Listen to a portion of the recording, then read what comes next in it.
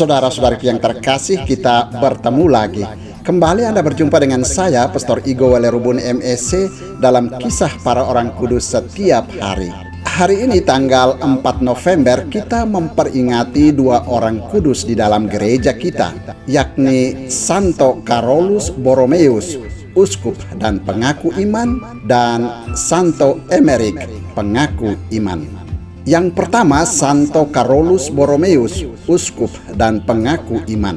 Carolus Borromeus lahir di Rocca de Arona, tepi Danau Maggiore, pada tanggal 2 Oktober tahun 1538. Ia adalah putra kedua dari Ghiberto Borromeo dan Margherita de Medici, saudari Paus Pius keempat. Di kemudian hari, ia menjadi kardinal dan uskup agung Milano, serta tokoh utama usaha pembaruan Tridentin. Dari seluruh kisah kehidupan dan karyanya, dapat dikatakan bahwa Carolus sudah ditentukan Tuhan sejak lahir untuk menjadi pelayan Allah bagi kemajuan gerejanya. Kurang lebih 40 tahun setelah meletusnya reformasi Protestan, Tuhan menggerakkan Carolus Borromeus untuk membantu Paus dalam usahanya menangkal segala sepak terjang para penganut Protestan. Dalam usia yang masih sangat muda, 22 tahun, Carolus diangkat menjadi kardinal oleh pamannya, Paus Pius keempat. Ia menjabat sebagai sekretaris negara dan menjadi orang terkuat di Kuria Roma. Ia tekun belajar hingga larut malam. Setelah kakaknya meninggal mendadak, ia memutuskan mengikuti suatu retret khusus. Kemudian ia menjadi imam dan mulai hidup sangat sederhana. Sehari-hari ia berdoa berjam-jam dan menjalani mati raga yang keras. Ia membagi-bagikan kekayaannya kepada orang-orang miskin. Jumlah pelayannya diperkecil dan banyak dana disisihkannya untuk memberikan beasiswa. Ia dikenal sebagai salah seorang pemeran utama Konsili Trente. Bahkan keberhasilan konsili itu merupakan hasil jeripayahnya. Ia berusaha keras meneruskan Konsili Trente dan mendesak agar keputusan-keputusan konsili itu dilaksanakan. Dalam hubungan itu, ia meminta Paus agar ia dibebaskan dari tugasnya di Kuria Roma untuk membarui keuskupannya, keuskupan Milano. Meskipun masih muda belia, Carolus sangat menyadari kebutuhan umatnya zaman itu. Pada masa itu, hidup keagamaan amat parah. Banyak anak tidak mengenal Tuhan, bahkan membuat tanda salib saja tidak bisa. Gereja-gereja sepi dari kunjungan umat. Bahkan ada gereja yang diubah menjadi toko atau bangsal pesta. Para imam tidak bisa berkhotbah karena tidak terdidik dengan baik dalam bidang pewartaan iman. Carolus mengambil bagian di dalam sidang-sidang terakhir Konsili Trente yang membahas pembaruan gereja. Lalu ia mulai bekerja sekuat tenaga untuk membarui keuskupannya. Mula-mula ia menegaskan agar staf keuskupan menghayati suatu corak hidup yang lebih mencerminkan status mereka sebagai rohaniwan. Ia sendiri memberikan teladan serta semangat doa, rajin mengaku dosa, berpuasa, dan hidup sederhana. Berulang kali ia mengunjungi paroki-paroki, menyelenggarakan rapat dengan para pastor, mengajar agama, dan berkhotbah. Pada tahap awal usahanya hampir kandas karena ia tidak bisa berbicara dengan lancar. Namun ia pantang menyerah dan senantiasa berbicara dengan penuh keyakinan.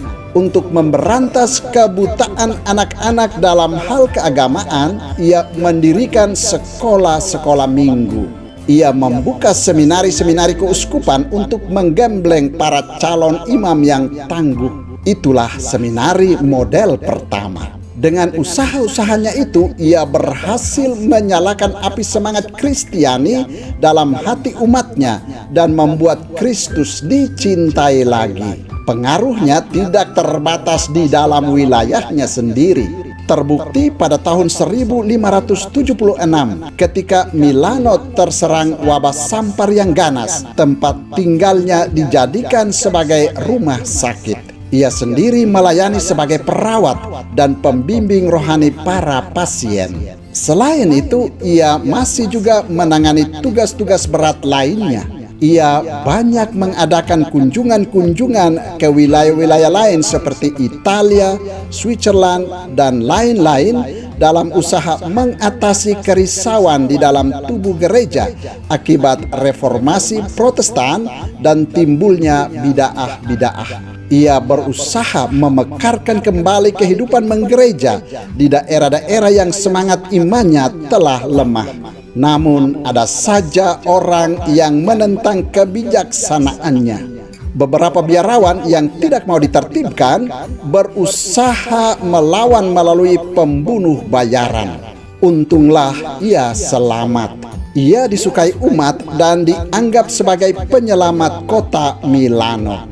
Pemerintah sendiri yang seharusnya merasa beruntung dan oleh sebab itu harus berterima kasih kepada Carolus, kurang menyukai dia, malahan memfitnahnya. Untunglah ia dilindungi oleh Paus. Memang dalam berbuat baik kita pasti menghadapi begitu banyak cobaan dan rintangan. Dunia sepertinya iri hati atas semua keberhasilan Carolus. Namun iman dan ketabahannya tetap membuat dia berdiri tegak dalam prinsipnya. Pekerjaan berat ditambah penderitaan-penderitaan tersebut merongrong kesehatannya. Ia wafat di Milano pada tanggal 3 November tahun 1584. Orang kudus kedua yang juga kita peringati pada tanggal 4 November adalah Santo Emeric, pengaku iman. Emeric adalah putra Raja Santo Stefanus dari Hungaria. Ia lahir pada tahun 1007 dan meninggal dunia pada tahun 1031. Beliau adalah pewaris takhta kerajaan ayahnya. Sayangnya, ia meninggal dunia dalam usia yang masih sangat muda dalam suatu kecelakaan ketika berburu di hutan. Sangat sedikit berita tentang hidupnya yang diketahui, kecuali bahwa ia dikuburkan di Székesfehérvár, Hungaria, dan dinyatakan kudus bersama ayahnya pada tahun 1083. Saudara, demikianlah kedua orang kudus yang kita peringati pada tanggal 4 November, yakni Santo Carolus Borromeus, uskup dan pengaku iman, dan Santo Emeric, pengaku iman. Santo Carolus Borromeus dan Santo Emeric, doakanlah kami. Tuhan memberkati.